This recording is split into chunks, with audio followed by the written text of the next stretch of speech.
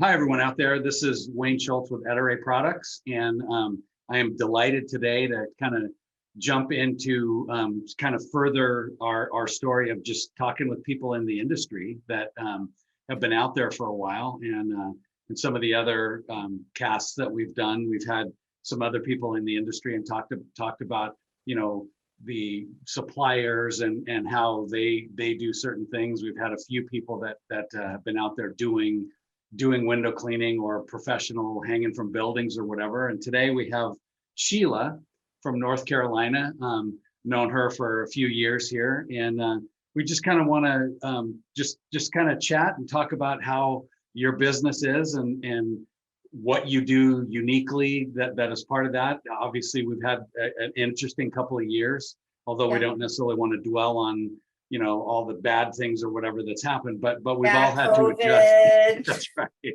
And we've had to adjust and do some different things and just kind of move from there. So Sheila, let me just let you introduce yourself, who you are, what you do, and Sure. why you love what you do. So go ahead. All right. Well, thanks. Thanks for having me. Sheila Smeltzer is my name. I am originally from the Midwest, moved to North Carolina in '99. Married the wrong man. It's out there. I mean, everybody knows it. So, but he was a professional window cleaner and he had done it since the college days, growing up in Myrtle Beach, South Carolina. And so when we got married and decided to start our family, we moved to the Carolinas and we started A+ Professional Window Cleaning. It was he and I, and we had one Hispanic employee at the time that I was completely opposed to hiring because he was undocumented. And the interesting twist to all of that is, we'll just say ex-husband Andy, he just kind of dropped the ball. And I was at a position, we had 2 young daughters, and I was at a position to where I had to potentially provide for my family. I had no family in my area because I was from the Midwest. So we had all these great clients and these beautiful relationships with these clients, these residential clients. And I just felt compelled to just continue to serve them. And so we had this Hispanic employee, and that was the guy that taught me how to do the work. So he was very influential in that period of time. I went through a huge multi-year struggle of being stay-at-home mom to having to pay the bills and actually do the man's work and try to retain relationships with these clients and fulfill what they wanted from us, which was window cleaning and pressure washing. And so I did just that. I was the mom that my kids were actually in private school at the time. And I was the mom that rolled up in the work truck with the employee in the passenger seat and the kids in the back and the pressure washers loaded in the truck bed, dropping my kids off at school and picking them up in the afternoon. And, I did that for a number of years, and then it just evolved from there. But that period of that struggle in that period of my life was so important because it taught me about the work. And as a result, I became very passionate about the work. At that time as well, there was, we were sued for a scratch glass lawsuit. And I'm very known for this situation in the industry because that sparked a very unique passion for glass surfaces. And, now today, I am the chair of the Glass Education Committee for the IWCA. And so that passion continues, but it's all these little things that happened along the way. My dad always said, it's not what you do, it's how you do it. And I've just lived the life of learning from mistakes and growing from them. Anything that's come into my life that's been hard, I just chose to figure out how to fix it and grow from it. And today I've got A+ Pro services. We do window cleaning, pressure washing, all exterior cleaning, all glass cleaning, and we are primarily residential. We do have janitorial and custodial accounts as well. But I have 23 people on payroll. We're running 9 service vehicles, and it's just amazing. I mean, the journey has been amazing. We're talking about 16 years that I've been going, 17 years on my own with the company. So if I can jump in there, because that's quite a story. Yeah. No, I mean, I think that says a lot about just what people, you rise to the occasion when you have to. Now, I'm Right. sure in the beginning of all this, you never wished in your wildest nightmares that you'd have. Never dreamed I'd be a window cleaner. and all the things that you had to do, but you had to make it happen, and you had to make things go. So 17 years or 16 years you've been doing the business residential. So when did you go from, you and your I don't want to say undocumented, because Yeah, no, that's fine. I'm okay to talk about it now, because Yeah. that's not the issue today. But yeah. So you and your one employee driving Right. up with your truck and all that. How many years? Well, obviously it took you 17 years, but so did you kind of plug away at that speed for a while, or did it from the beginning you started to explode and expand, or I mean, I realized that I needed to, it's just a process. It was he and I, and that was a real learning curve for me, again, as far as operations and learning the work. And then it was identifying, okay, we have more customers now, and I can't do all this work myself with him, plus who's doing the bids. Mhm. And then it was bringing on some other people. When I think about some of the employees that I hired back in the day, it's like, holy smokes. But I was always the face and the name behind it. Right. And I always, since day one, have maintained this relationship with clients that they knew that whatever happened, they could call me, and I was there to serve them, and I was going to help them. So I think that was the backbone of me going through so many transitions over the years. But then it grew into hiring a few more employees. Many of them were failures, and I had no idea what I was doing. And then it grew into having maybe 5 employees and a couple trucks. And then it grew into it basically, there came a time, it was about 7 years ago. So I mean, I was owner operator for a good while, and then about 7 years ago, it was, then I had purchased a commercial building. I had employees coming in. I probably had 4 trucks at the time. I had a girl in the office doing our books, and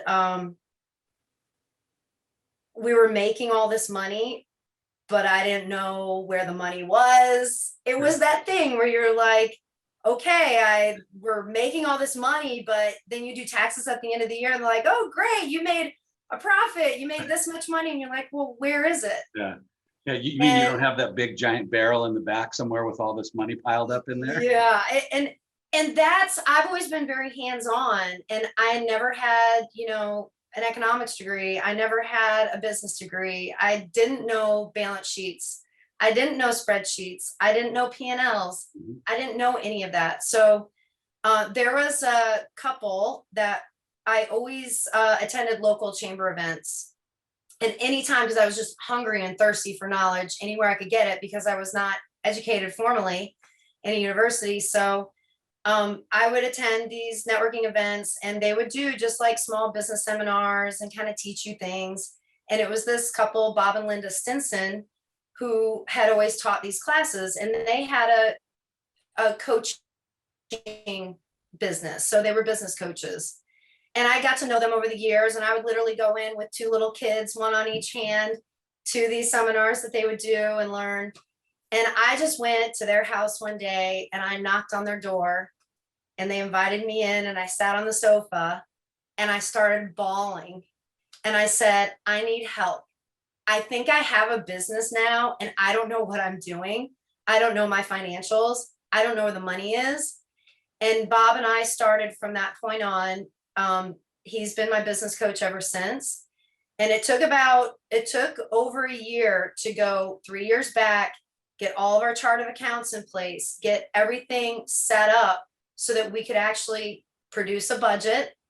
And we had all of our expenses categorized and itemized and going to the right places, so that now we could track on a monthly basis.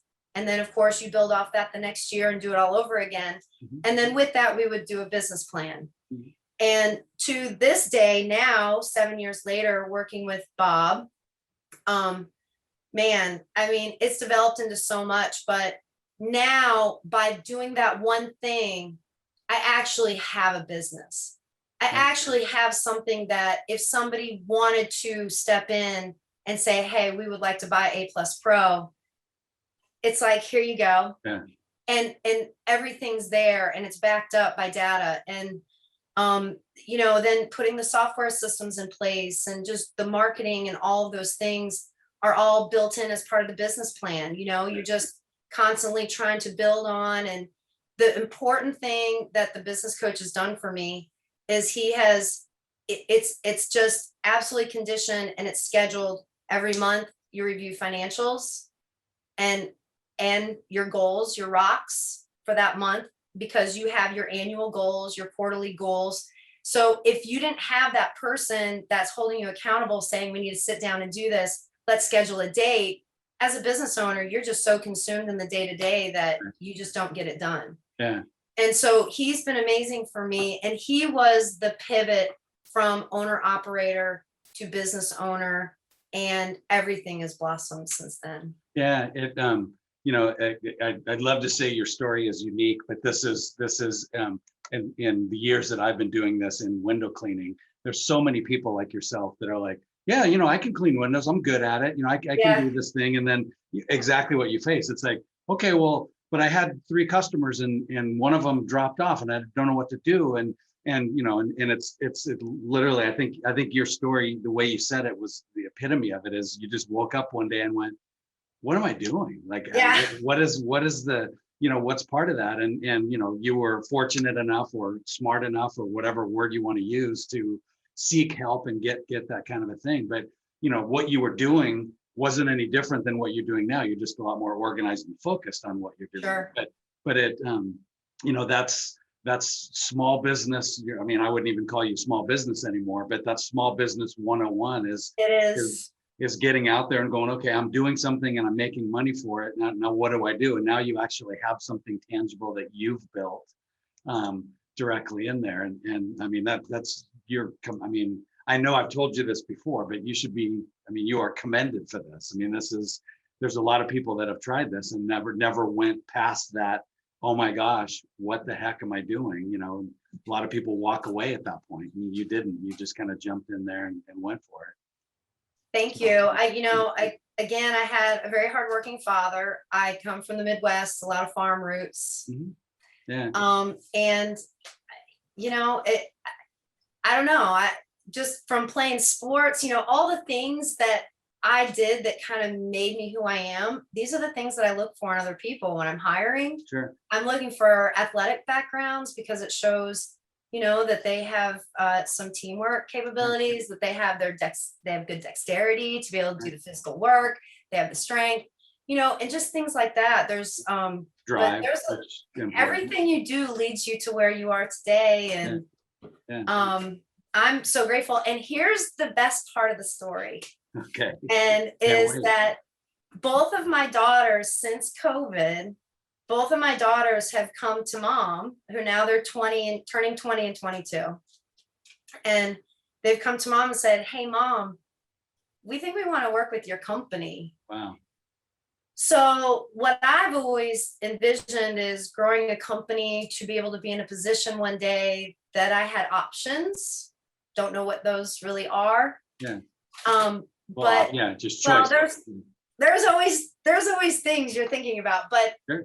But then to have the kids step in and say, wow, we think we want to be a part of what mom's built. That's just phenomenal. Yeah. No, and so it changes a little bit of direction in that I'm, you know, now it's even better because now I'm not growing something maybe for somebody else. I'm growing something that potentially could be a legacy. Yeah. And, you know, and the key there is that they came to me. I didn't go to them. They came to me and said, hey, mom, we'd like to be a part of your business, because now they want it.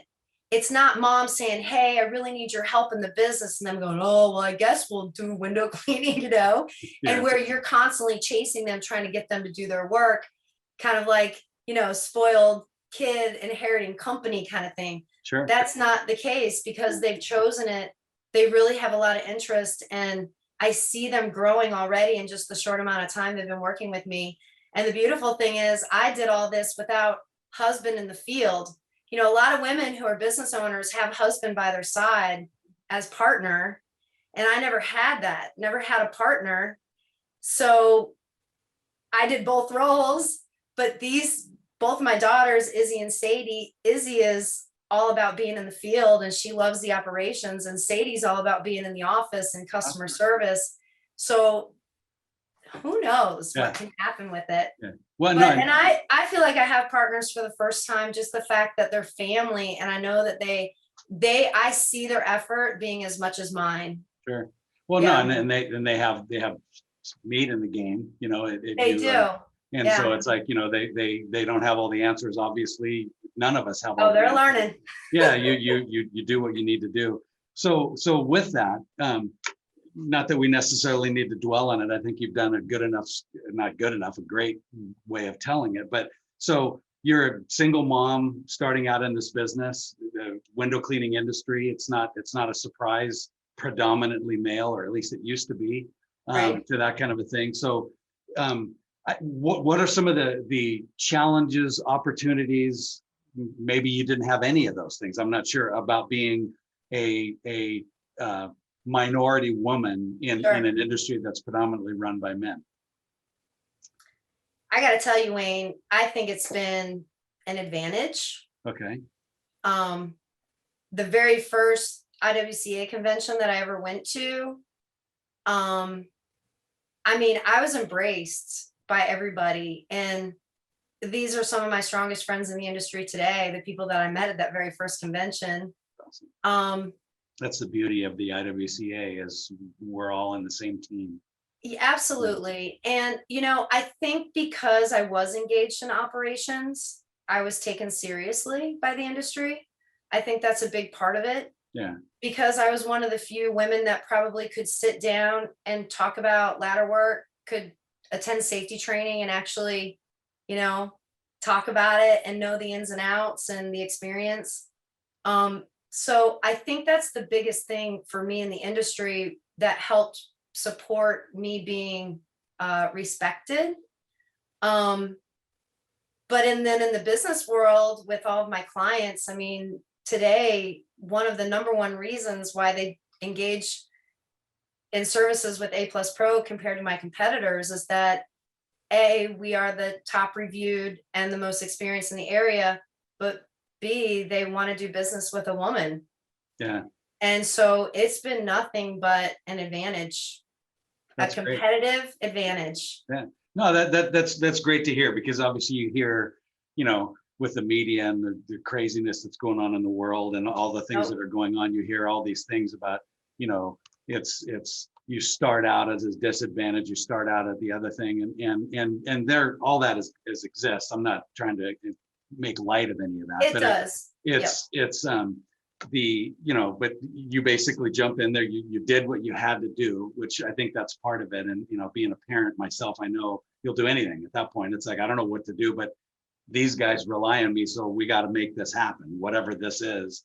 And you did, rose to it, made that work, you know, and it's just, I mean, again, I'm always inspired by your particular story. So that's why I love talking about it. You know, this reminds me of a lot of the conversation. To me, it's like a plague. It's the conversation surrounding the shortage of labor right now. Yeah. I refuse to even say it. I refuse to engage in that conversation because our company, I know it's possible. We have the best talent that we've ever had in our company right now. We've had the best hires this year. And when we put job postings online, we have tons to choose from. You have to put in the work and whittle them all out. Mm-hmm. But without getting into the details of that, it's the same thing with being a woman-owned company.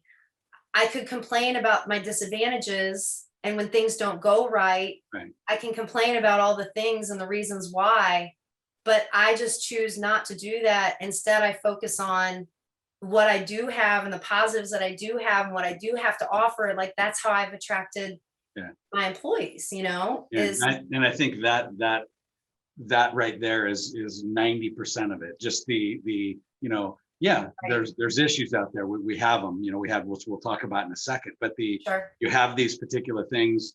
You have a challenge, an opportunity, a problem, whatever word you want to use to describe these things, and you just find a way to make it happen. And that failure is not an option. So the only other option is to succeed. So that's what you're going to do.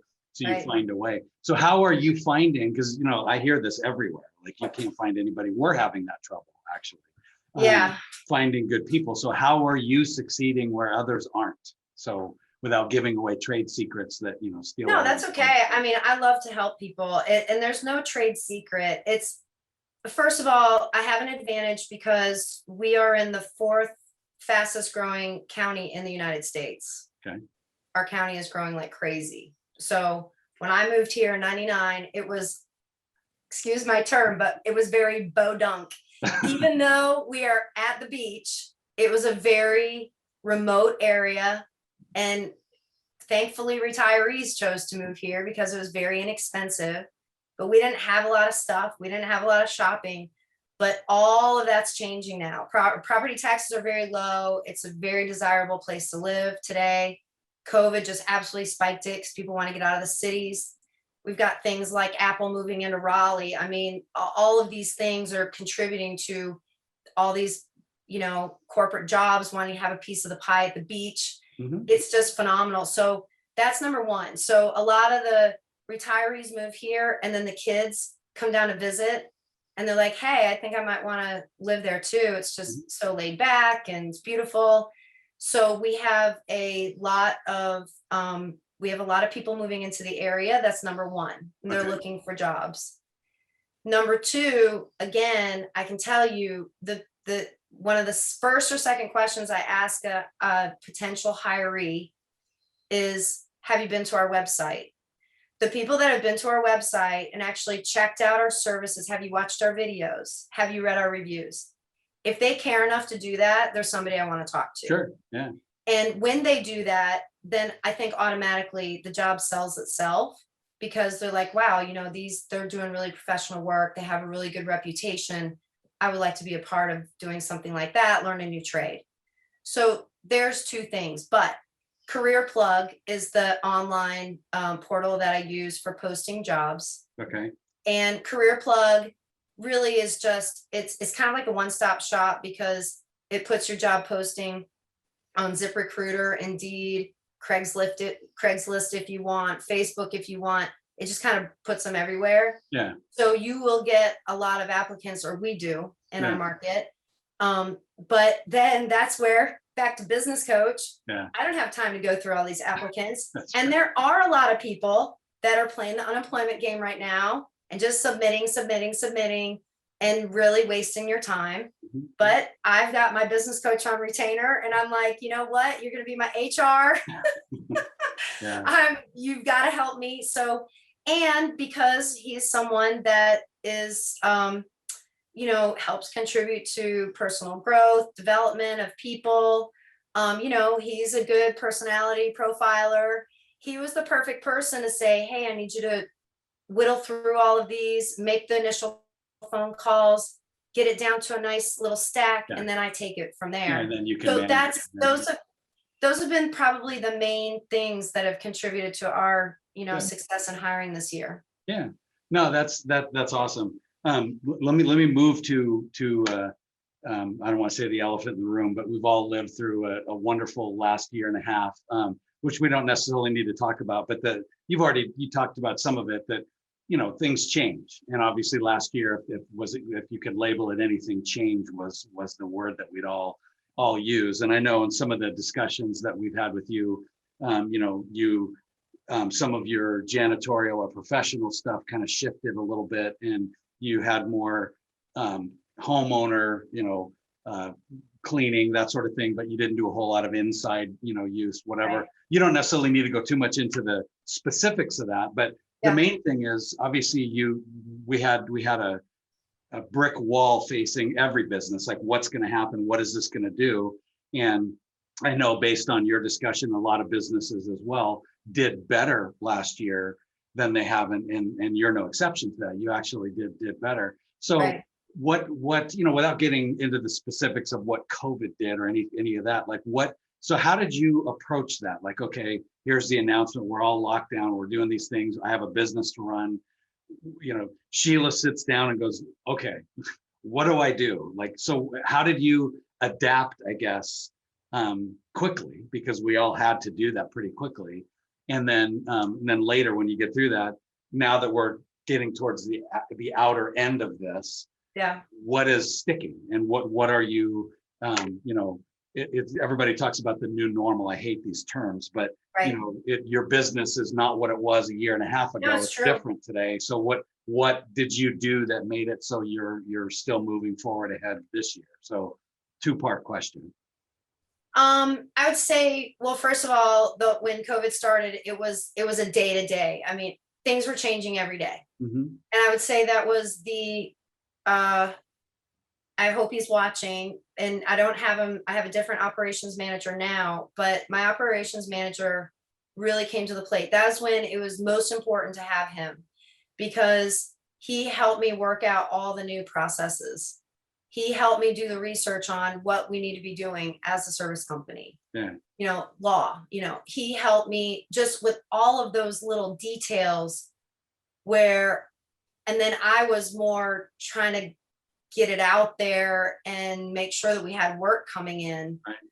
We were, so there was timing, it really was like right around late April, May 1st, somewhere in there is when it was really like, oh, everybody's on lockdown.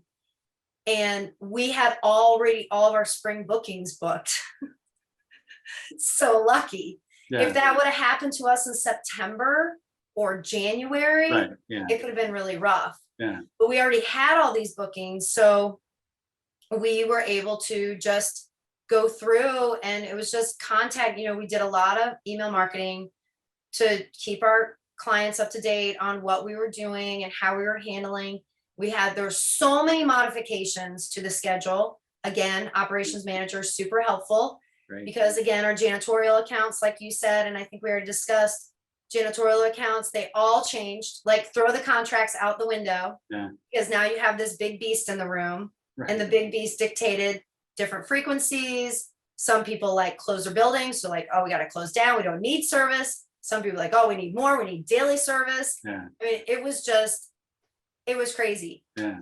The result was we grew 30% last year. Our trend is 20. We average 20% growth rate a year. So I'm a slow and steady girl. Okay. Like, I've never had the capital or the means to be able to invest heavily into my company. So I've done it slow and steady. 20% is no slouch. So don't be aw shucks. That's a pretty impressive number.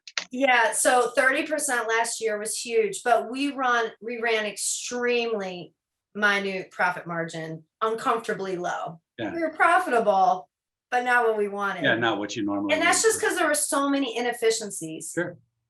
And it wasn't that come on, masks and all that did not contribute to. No, but one of the other reasons why we were not profitable last year is because I did excuse my language, shit ton of marketing. I did so much marketing, and it paid off. Mm-hmm. It paid off. We were still putting ourselves out there because we knew the amount of people and all the scare around COVID was diminishing our demographic of client. Yeah. So I need to push out and I need to get more clients. So we did a lot of marketing. Yeah. And so it worked. Yeah. It's in retrospect, looking back, it's interesting even now as things are opening up, we all have wanted to, be together and be, I don't want to use cliches, but people like to be doing things together. They like, picnics and going to restaurants and doing these kinds of things publicly. And obviously that all shut down and you couldn't do it. And so anything, what I found through the course of the year, anything we could do, even personally, where you had some semblance of we're humans. This is how we deal with each other. Most people flocked to that because that was one huge missing. And it sounds like that's what you did is hey, we're here. We're still here. We didn't go away like it looks like everybody else did. We're still doing it. Right. And like you said, it cost you a lot. It was a lot of effort, but the message came across and people really respect that. So that's an awesome thing. The other thing is that we just happen to be in the right space. I Sure. mean, with COVID, cleaning, and our customers weren't traveling, and most of them are retirees. They have a huge travel budget. They travel the world, and they weren't able to travel, and they were at home, and they were saying, all right, well, we're at home, we're stuck at home, let's focus on the house. Yeah. And Right. so it's just all those things. And I'm just so grateful that we were in the right space. Sure. Okay. So as you climb out of this, not climb, it's you've obviously done well, but so you obviously made those changes. You changed your marketing efforts, operationally, probably your scheduling software, whatever you use. I'm sure that all got tweaked and everything. Yeah. What are you sticking with that you learned, hey, this was a good thing for us moving out of this, and how is that helping you grow into 2021 and beyond? Contracts. So getting things, trying to lock it in. Yeah. So just to touch, one of the most amazing things that happened in my company, and I know people get sick of hearing me talk about it, but I'm sorry, I have to share because it's changed my company. But I signed on, and maybe you know them, but I signed on with Service Titan as our operational software. And Service Titan is I'm probably one of the only window cleaning companies that they even have, because Service Titan was built for other home service trades like electrical, plumbing, and HVAC. Okay. And I learned about them from Tommy Mello, listening to Home Service Millionaire. And I would contact Service Titan many times, and they would be like, no, you're too small. No, you're a window cleaner. And so I was People don't understand what that even is, I know. I mean, we're such a small group for them. So, I mean, you're talking about HVAC companies. I mean, these are multi-million-dollar companies. I mean, So I was running the beach one day, and Tommy Mello actually was interviewing Vahe, who was one of the founders of Service Titan. And at the end of the podcast, he gave his email address. So I stopped on the beach and I texted him or emailed him. And sure enough, the next day I had somebody call me from Service Titan, and they brought me in as what they call a torchbearer. So I am a new market for them as they're growing their software into new markets. And so they kind of use me as a guinea pig. It is not cheap.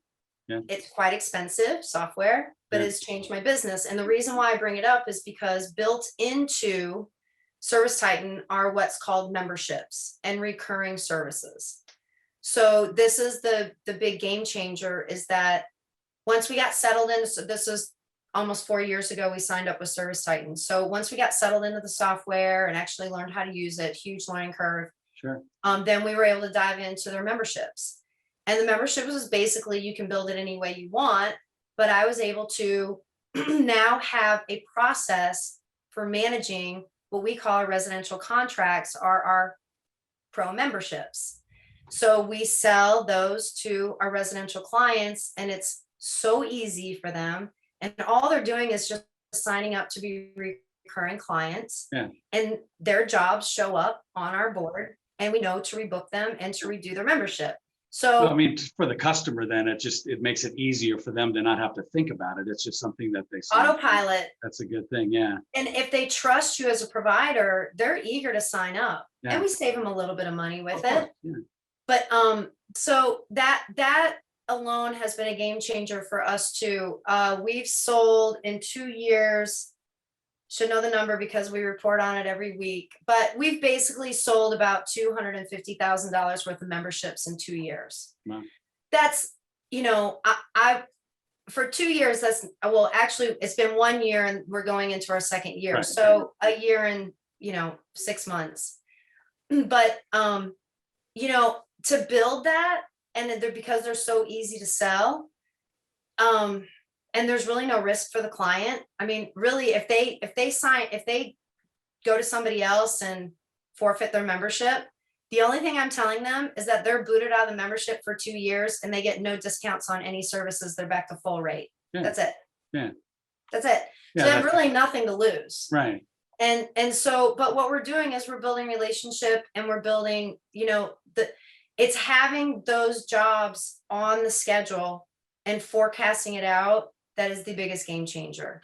And that's what I learned last year is by having those jobs on the books, I was able to now plan and build off of that. Yeah. And that's really what I'm really focused on in the company today, amongst a lot of other things, but that's a big one. Yeah, that's a huge thing. And I think that's what tighter times do to businesses is when things are good, everybody's like, hey, this is great. Let's just collect everything and while we're rocking and rolling. And then something hits where it's like, wait, that all went away.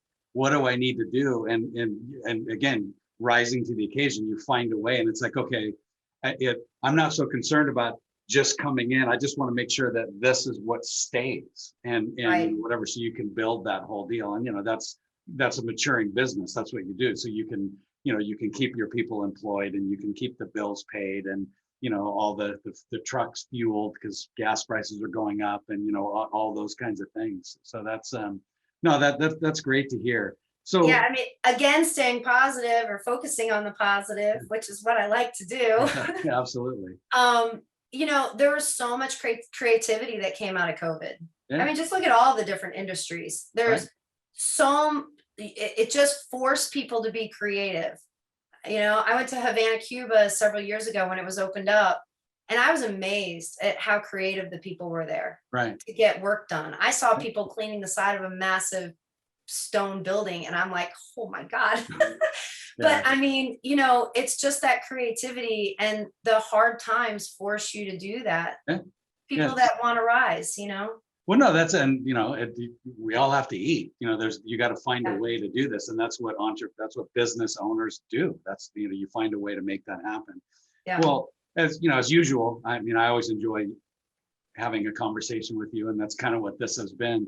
So, if there's one thing that you would like to, for whoever's watching this, an aspiring young woman who wants to get into the business, or aspiring young man, or an older whoever the deal, what advice would you give somebody? Just, I don't know, I guess in just making stuff happen and becoming successful. What would, kind of a short little elevator pitch on what drives you and what you think is important. I think sorry to spring that on you. No, that's okay. I think the winning combination is not being afraid to make mistakes, saying I'm just going to do it and see if it works. But B is getting yourself to a place where you're now making those decisions to take the chance based off of data and information, and so that you can make measured decisions. That's the biggest thing that's come out of me working with my coach. Is it used to just be like, oh yeah, I want to buy 2 trucks. That's just what I feel like doing today. Yeah. As an entrepreneur, that's how you are. Yeah. You just have these wonderful ideas and you're so eager to get them done and like start it and get it implemented. But by doing the hard work of getting yourself set up structurally and again on the more administrative side, you're able to make really good decisions. And so it's the winning combination in my opinion. You've got the inspiration, you've got you're not afraid to make a mistake, you're going to learn from it, but you're also have made that decision based on something that is concrete and as data, data driven recommendations. So to me, that's the winning combination. Awesome. That's I think that's a great thing. And you gave Service Titan a huge pitch, so hopefully they give you a rebate. Yeah, and I don't trust me, I tell everybody about them. They do have like this promotional thing. I've never engaged in their whatever you call where you refer people. I've never even engaged in that. It doesn't matter what software it is. Right. It's having software that spits data back out to you. Right. And yeah, exactly. having really good reports and that has something brought, whenever I chose the software, it was, is the software going to take me into the infinity of how long I own this company, however big it will be? Right. That was the basis of me. That's why I went big. Yeah. Well, no, that you know, and there's no guarantee, you know, of how long that'll be, but you got to make it as once you get, because as you already know, you described it, when anytime you start a new, you know, I don't even call it software, but a new system in place of whatever you do, it's always difficult because change is hard. People don't like, you know, you got to do things differently to get the data that you need. And that's not always easy. And a lot of people really resist that. So you had to make that commitment to make that happen. So yeah. Anyway, thank you very much for your time. I appreciate it. I mean, and again, as usual, hopefully you've inspired as many people as you did me today and every other time I talk to you. So I really appreciate it. I wish you success, and I hope soon, hopefully we get to see each other in person. Yeah. Thanks, Wayne. I mean, I love doing this so much, and I love my industry so much. I don't know. To me, it's the greatest people ever. Like I said, the very first convention I ever went to, I was just hooked instantly. They're just my kind of people. And so just to, over the years, you know, be welcomed by people like you and be able to join podcasts and help share. I can't ask for anything more. And I'm very grateful. Yeah, we've enjoyed that as well, because, you know, we all talk amongst ourselves like this all the time, but up until when we couldn't do that, we never really shared this out there. And I think this is inspiring for a lot of people. And, you know, who knows how long these things live online forever, whatever, but you never know who you will reach. So I really appreciate you taking the time to do that. So we'll see you next time. It was great. Yeah. Great. No problem. Yes.